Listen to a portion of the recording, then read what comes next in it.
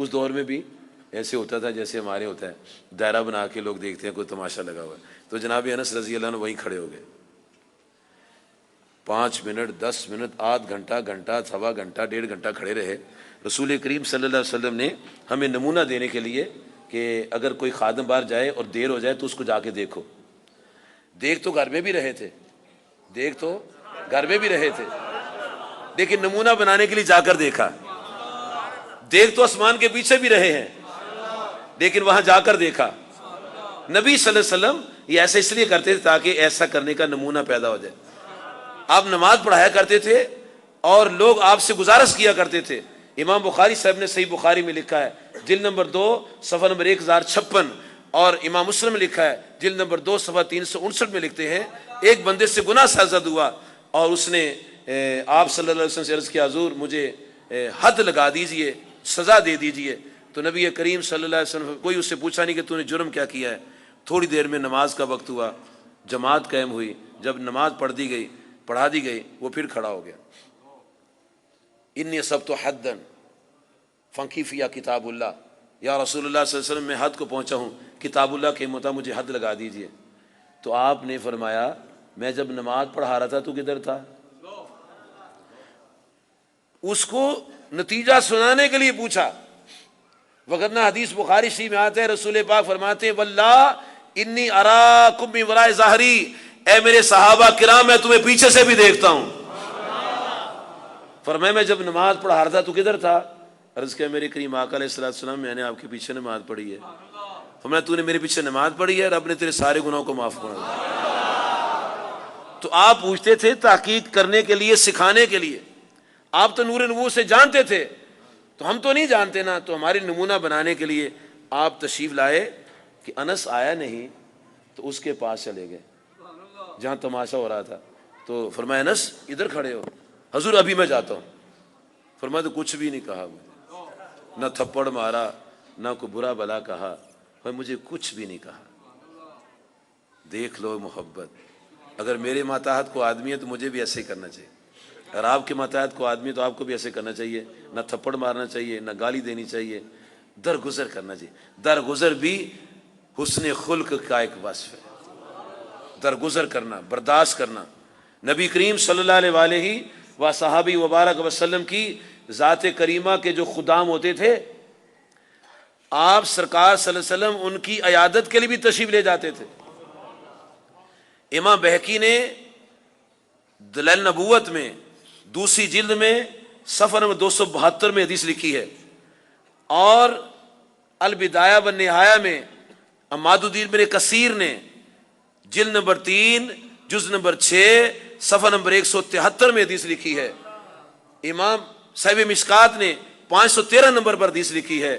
فرماتے ہیں کہ ایک یہودی کا لڑکا نبی صلی اللہ علیہ وسلم کی خدمت کیا کرتا تھا، تو نبی صلی اللہ علیہ وسلم اس پر توجہ فرماتے تھے.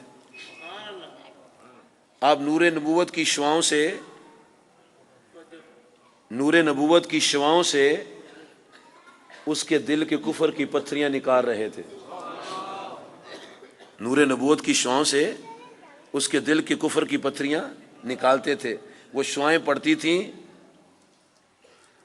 جب گردے میں پتھری ہو نا تو شعاعوں سے نکالو نا تو بندے کو بخار ہو جاتا ہے، حدت ہو جاتی ہے. تو جب آپ نے نگاہ نبوت فرمائی اور اس کے دل کے اندر کفر کی پتھریاں نکالی نا، اس کو حدت ہوگی، بخار ہو گیا، دل صاف ہو گیا، جسم کو بخار ہو گیا. تو جب بخار ہو گیا تو 1 دن 2 دن 3 دن وہ بندہ نہ آیا، بچہ نہ آیا. تو آپ سرکار انس رضی اللہ عنہ سے فرمائے لگے انس چلو یار اس بچے کی خبر تو لے جا کے.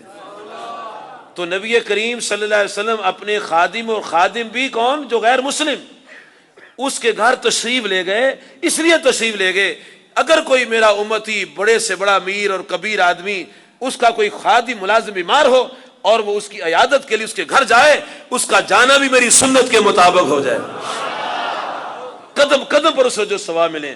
جب وہ تشریف لے گئے آپ سرکار صلی اللہ علیہ وسلم، اس کا باپ جو تھا وہ تراشی پڑھ رہا تھا. تو آقا صلی اللہ علیہ وسلم نے موقع کی مناسبت سے بات کی. فرمایا یا یہودیو، اے یہودی، حل تجد فی التوراۃ نعتی، و صفتی و مخرجی، اے یہودی یہ جو تورات تم پڑھ رہے ہو اس میں میری نعت ہے، اس میں میری نعت ہے۔ یہ نعت کا لفظ نبی پاک کی زبان پاک سے نکلا ہوا لفظ ہے۔ نعت بدعت نہیں ہے، نعت نہ پڑھنا بدعت ہے، نعت پڑھنا تو سنت ہے۔ لیکن ہر وقت نعت شریف پڑھنا اور تعلیم نہ لینا یہ بھی تعلیم نہیں ہے آپ کی۔ آپ صلی اللہ علیہ وسلم نعت بھی سنتے تھے اور تعلیم بھی فرماتے تھے، کیونکہ آپ معلم کی شان کے ساتھ مبعوث ہوئے ہیں، سکھاتے تھے، پڑھاتے تھے، تربیت کرتے تھے، آپ کی ذمہ داری تھی، لوگوں کی اصلاح بھی فرماتے تھے۔